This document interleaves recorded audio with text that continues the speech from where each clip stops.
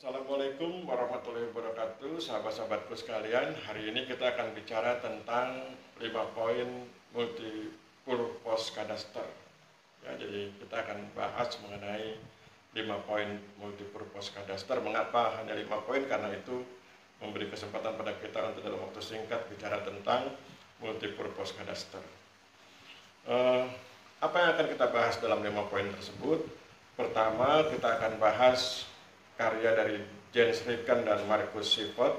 Kemudian kita baca, yang kedua kita akan baca karya dari Peter Laraker. Terus yang ketiga kita baca karya dari Ian P. Williamson.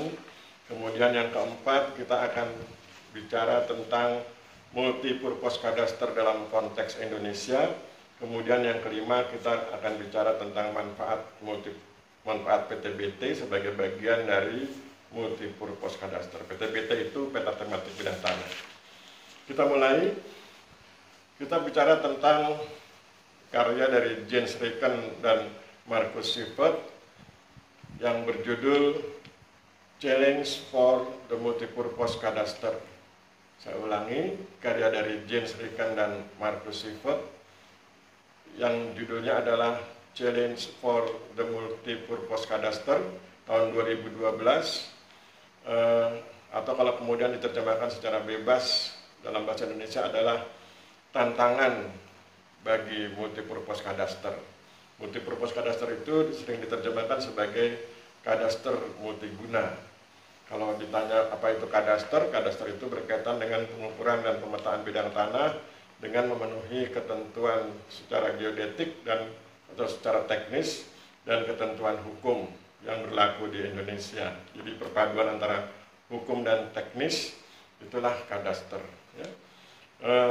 Kemudian itu adalah cara pemahaman sederhana ya. Kalau cara pemahaman detailnya nanti bisa lihat di definisinya.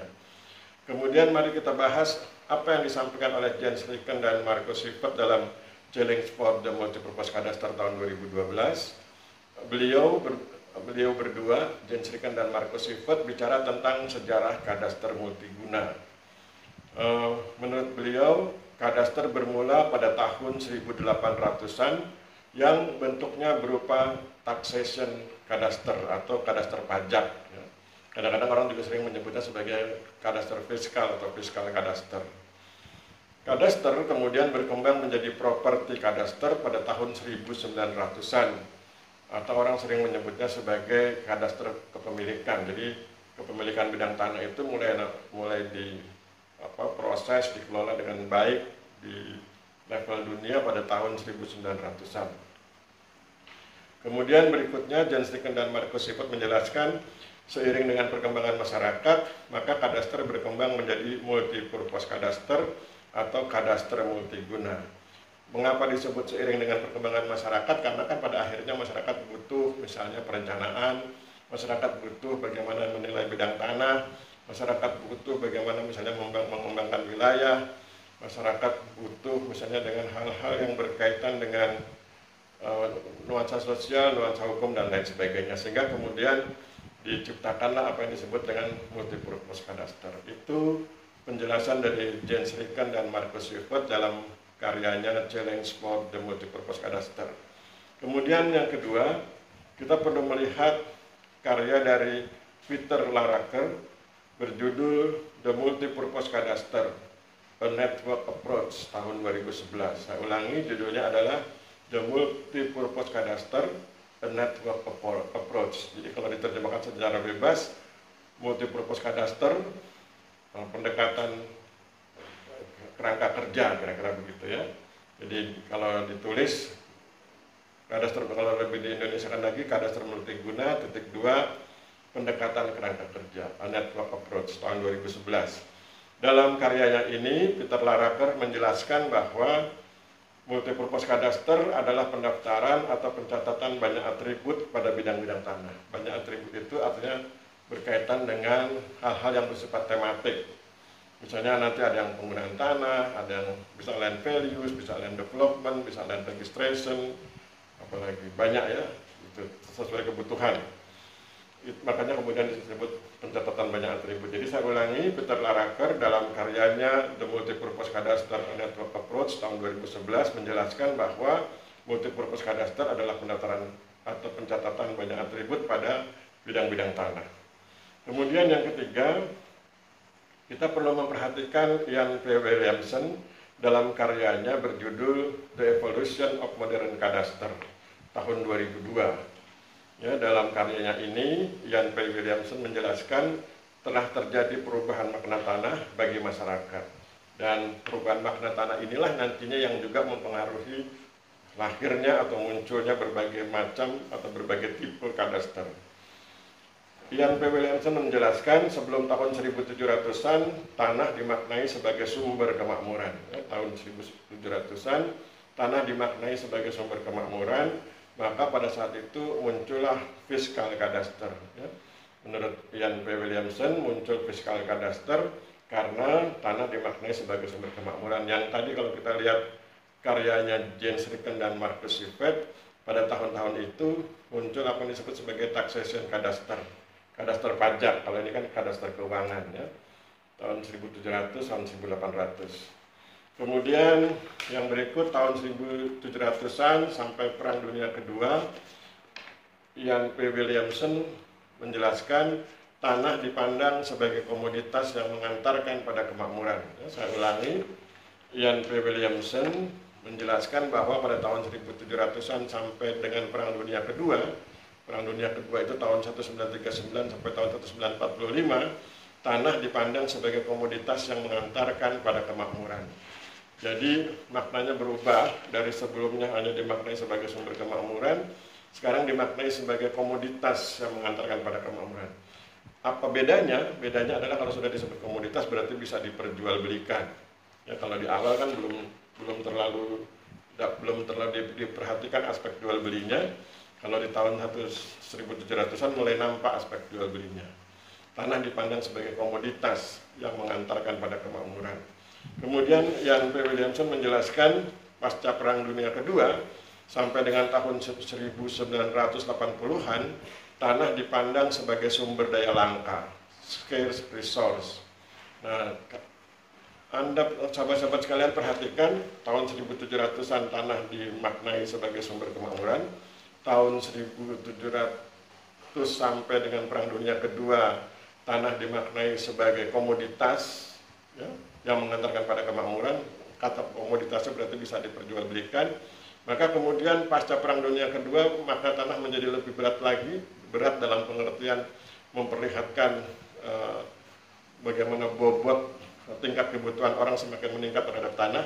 Ketika tanah dipandang sebagai sumber daya langka, scarce resource, maka kemudian ketika tanah sudah dipandang sebagai sumber daya langka, muncullah apa yang disebut sebagai property cadastre. Ya. Ini mirip dengan penjelasan dari James Ricken yang mengatakan bahwa pada tahun 1900-an muncul property cadastre. Ian P. Williamson juga mengatakan bahwa pasca Perang Dunia Kedua sampai dengan tahun 1980-an muncul property cadastre. Kemudian Ian P. Williamson menjelaskan bahwa pada tahun 1980-an tanah dipandang sebagai sumber daya langka bagi komunitas. Jadi kalau awalnya tanah dipandang sebagai sumber kemakmuran, kemudian meningkat tanah dipandang sebagai komoditas yang mengantarkan pada kemakmuran, berarti kata komoditas itu bisa diperjualbelikan. Kemudian makna tanah berubah lagi menjadi lebih berat lagi, menjadi sumber daya langka karena sudah diperjualbelikan. Dan sekarang lebih dipertegas lagi sumber daya langka bagi komunitas, berarti sumber daya yang langka bagi masyarakat. Nah, karena sumber daya yang langka bagi masyarakat, maka dia perlu dikelola dengan baik, dia perlu direncanakan dengan baik, maka kemudian muncul multipurpose cadastre. Jadi itulah yang memperlihatkan bagaimana relasi antara makna tanah dengan kehadiran kadastre. Jadi ketika makna tanah hanya dipandang sebagai sumber kemakmuran dan belum terlalu detail berpikirnya, cukup menggunakan fiskal kadastre atau taxation kadastre. Tapi ketika tanah kemudian meningkat menjadi komoditas, bahkan kemudian meningkat lagi sebagai komoditas langka, scarce resource, maka muncul kadastre property atau property kadastre. Dan ketika tanah kemudian lebih dipertegas lagi sebagai sumber daya yang langka bagi komunitas, maka muncul multipurpose kadastre Artinya dibutuhkan kemampuan manusia, dibutuhkan kemampuan pemerintah, dibutuhkan kemampuan masyarakat untuk turut serta merencanakan bagaimana mengelola tanah. Ya, kalau saya bilang merencanakan berarti nanti bisa merencanakan land values, merencanakan land use, merencanakan land development, merencanakan land registration, dan lain-lain. Nah, itulah relasi antara makna tanah yang terus berubah dengan kemunculan kadaster.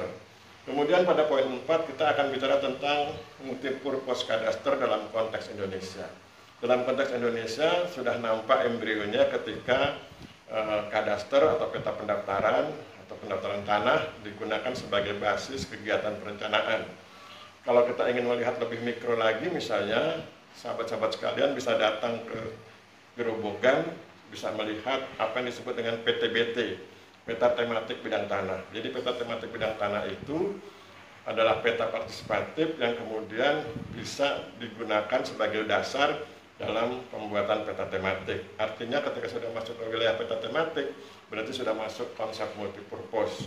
Hanya saja kemudian perlu dilakukan ikhtiar atau upaya agar peta partisipatif itu bisa diperbaiki kualitasnya sehingga masuk standar kadaster. Sehingga kemudian nanti akan muncul peta pendaftaran yang bersifat multipurpose. Itu multipurpose kadaster dalam konteks Indonesia. Kemudian apa manfaatnya? Kalau ditanya manfaatnya multipurpose kadaster, jelas kan sudah dibilang kadaster multiguna tentu banyak gunanya.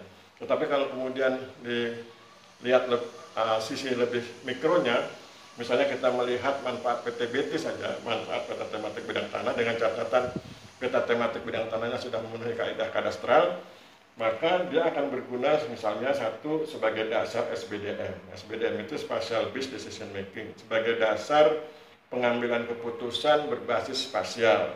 Atau yang berikutnya sebagai dasar SDSS. SDSS itu Spatial Decision Support System, sebagai dasar membangun sistem yang dapat mensupport pengambilan keputusan berbasis spasial. Bisa juga sebagai dasar land values. Land values itu bicara tentang nilai tanah tapi dalam perspektif ekonomi, sehingga kemudian nanti berguna misalnya dalam perhitungan pajak bumi dan bangunan.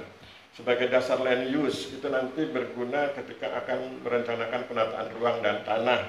Sebagai dasar land development itu nanti berguna ketika bicara tentang pengembangan wilayah dan bagaimana mengundang investor di wilayah-wilayah yang sedang dikembangkan. Kemudian sebagai dasar land registration itu sebagai dasar untuk melakukan pendaftaran tanah sistematik lengkap di seluruh Indonesia, sehingga pada akhirnya seluruh Indonesia sudah terdaftar atau kita bisa menyebutnya sebagai Indonesia lengkap. Demikian sahabat-sahabat sekalian, kita sudah bahas tentang 5 poin multipurpose kadaster. Memang sangat singkat karena hanya 5 poin dan waktunya juga hanya sekitar 13 atau 14 menit ya. Tetapi mudah-mudahan ini bisa menggambarkan tentang urgensi multipurpose kadaster dalam konteks pertanahan di Indonesia. Saya pikir demikian. Mohon maaf bila terjadi kesalahan. Saya akhiri. Wabillahi taufiq wal hidayah. Wassalamualaikum warahmatullahi wabarakatuh.